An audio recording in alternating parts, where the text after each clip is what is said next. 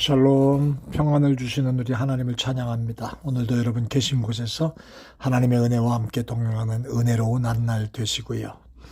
여러 가지 신경 쓰고 고달프고 답답한 일이 가끔씩 툭툭 벌어져도 주 안에서 하나님이 주시는 위로함으로 승리하는 여러분들만 되시기를 바랍니다.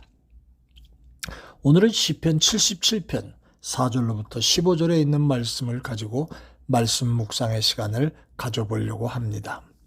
여러분, 사람이 저나 여러분들이나 누구나 다 다른 이들이 어려움과 시련을 당하고 있을 때 거기 가서 이렇게 하세요, 저렇게 하세요, 쉽게 충고도 많이 하지요.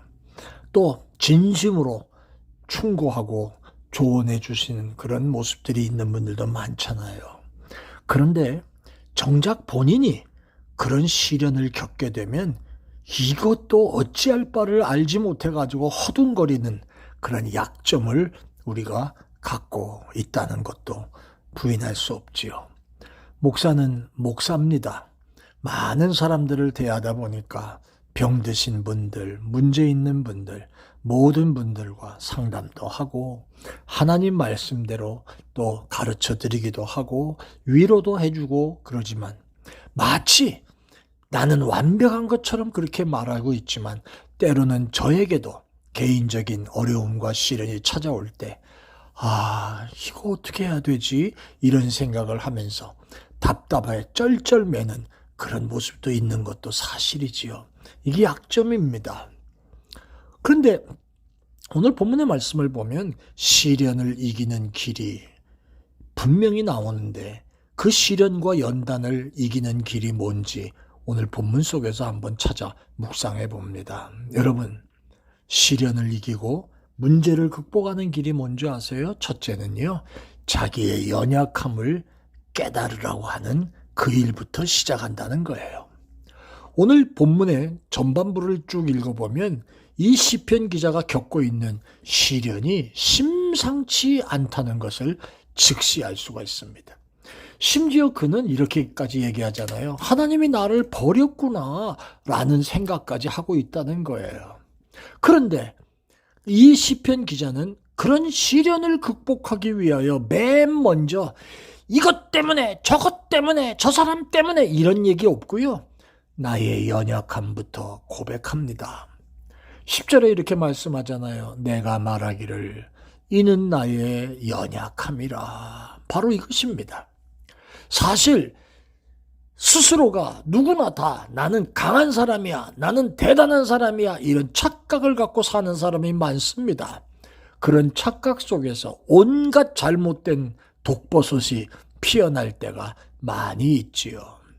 그러기에 하나님은 그런 어리석음을 깨닫게 하시기 위하여 우리에게 커다란 시련을 주시기도 하는 겁니다.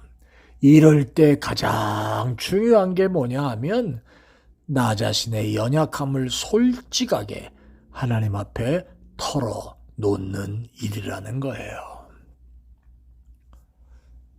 우리는 늘 나의 약함을 하나님께 고백해야 합니다. 그것이 시련을 이기는 길입니다. 두 번째는요.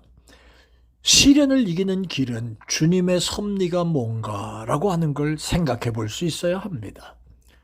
이 시편 기자는 자신의 시련을 극복하기 위해 주님의 섭리를 생각하겠다고 지금 말하고 있잖아요. 12절에 주님 모든 일을 묵상하며 주의 행사를 깊이 생각하리이다. 이 말은 시편 기자가 인생에게 일어나는 크고 작은 모든 일이 하나님의 섭리와 관계없이 되는 거 하나도 없습니다. 라는 고백을 지금 하고 있는 거예요.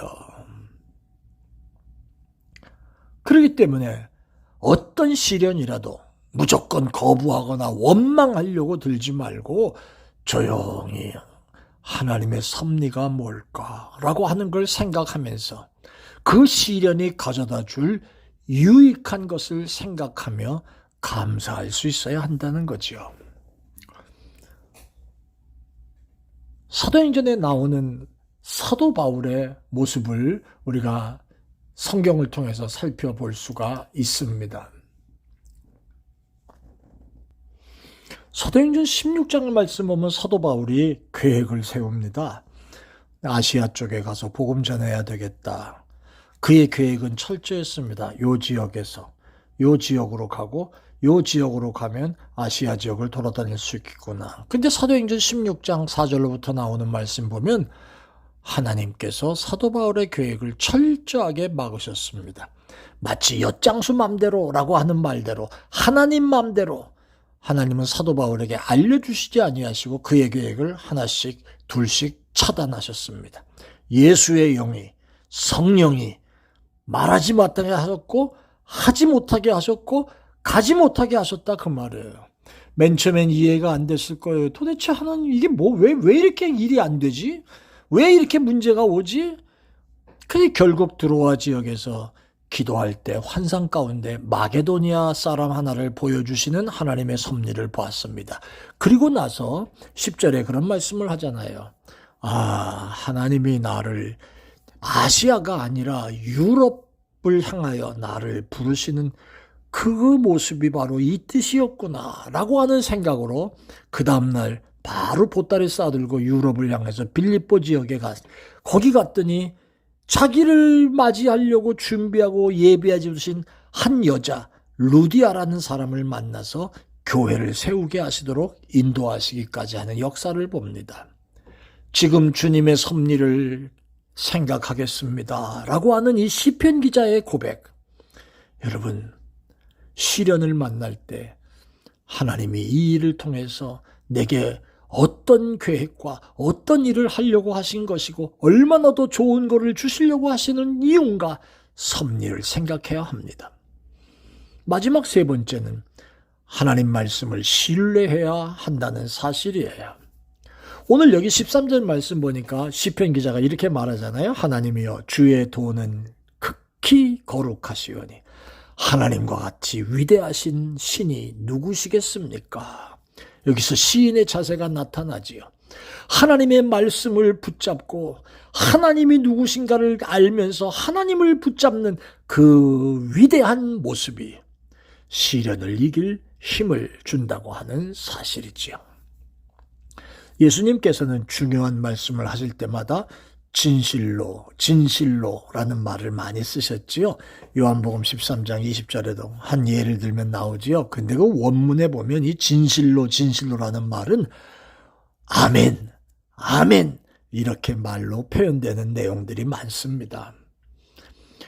천지가 없어지기 전에 율법의 1.1획도 없어지지 아니한다고 전하셨습니다. 하나님 말씀은 없어지지 아니한다라고 말씀하시고 있습니다. 그리고 사도 바울은 하나님의 약속은 예수님 안에서 예만 된다고 말씀하시고 있습니다. 고린도후서 1장 20절입니다. 그러기 까닭에 어떤 시련을 만나도 하나님의 말씀과 그 약속을 굳게 신뢰하면서 이겨나가야 하는 거지요. 사랑하는 여러분, 오늘도 어려움을 만날 수 있습니다. 오늘도 시련 속에 살고 계시는 분이 계실지도 모릅니다. 교만하지 마세요. 나 자신의 연약함을 고백하세요.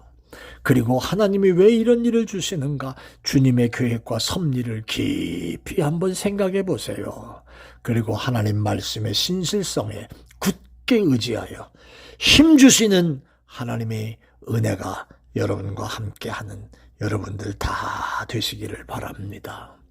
은혜로우신 아버지 하나님, 말씀에 의지하고 하나님의 뜻을 깊이 생각하며 내 자신의 철저한 무능함을 깨닫고 고백하는 종들, 그래서 하나님이 붙잡고 세우시는 복된 종들만 되도록 축복해 주옵소서. 감사해요. 예수님 이름으로 기도합니다. 아멘. 고맙습니다.